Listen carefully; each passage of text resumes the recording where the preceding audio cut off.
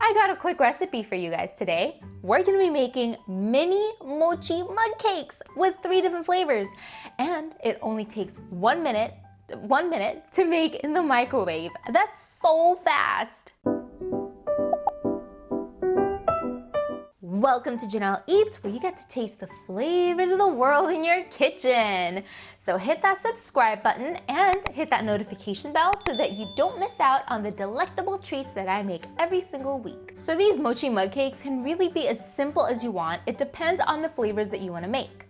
But this first one we're gonna make is going to be white chocolate chip ube. Oh my god, it's so good. To start, in a small bowl, we're gonna mix together 1 tablespoon of glutinous rice flour, 1 tablespoon normal rice flour, 1 teaspoon of sugar, and 1/4 teaspoon of baking powder.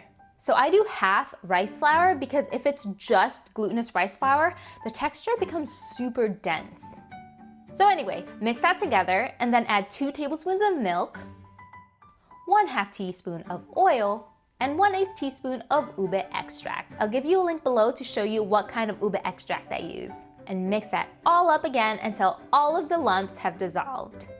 Oh, I forgot, add just a teeny pinch of salt in here to really bring out those flavors. So I'm gonna transfer this into a teeny little container so that it can look a little bit nicer. So this is a teacup, but you can just microwave it in the bowl that you mixed it in. Then we're gonna microwave this for 30 seconds. So I just want this to set a little bit. And when that's done, we're gonna take it out and then we're gonna add some white chocolate chips on top. Oh my gosh, this is so good with the white chocolate chips. And then you're just gonna microwave it for another 30 seconds. And after that, your mug cake should be ready, the white chocolate chips should be slightly soft, and it's time to dig in. Okay, I know this looks super tiny, but it's also very filling. And also, if you want more, you can always whip up another batch like that. All right, we're gonna move on to our next flavor, which is gonna be pandan with macapuno strings. I'll tell you later what macapuno is. But first, I wanna know, are you guys on team pandan or team ube? I constantly put these flavors side by side because I see them used a lot in Filipino and Southeast Asian desserts, and they're both really good. Anyway, so this recipe is very similar to the ube one. So we're going to mix 1 tablespoon of glutinous rice flour, 1 tablespoon of rice flour, 1 teaspoon of sugar, 1/4 teaspoon of baking powder, and a pinch of salt. I didn't forget the salt this time. Mix that all up, and then we're gonna add in 2 tablespoons of milk, 1/8 teaspoon of pandan extract, and then mix that all up.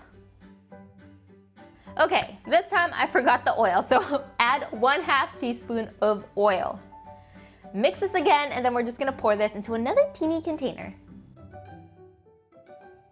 Okay, so I'm gonna be adding the macapuno, which is these sweet coconut sport strings. So coconut sport, if you look it up online, it's what happens when the inside of a coconut, so the coconut's meat, becomes more jelly-like and soft. So the macapuno that I'm putting in here, it comes in a jar and it's been sweetened in syrup. We usually put macapuno in our halo-halo, which is a Filipino shaved ice dessert. So I have a recipe for that too on my channel. If you're interested, I made halo-halo 4 ways. Alrighty, and for this one, just microwave it for 1 whole minute. When it's done, just let it cool down a little bit. And then when you scoop, just scoop all the way down to the bottom because the macapuno would have settled at the bottom. Yum!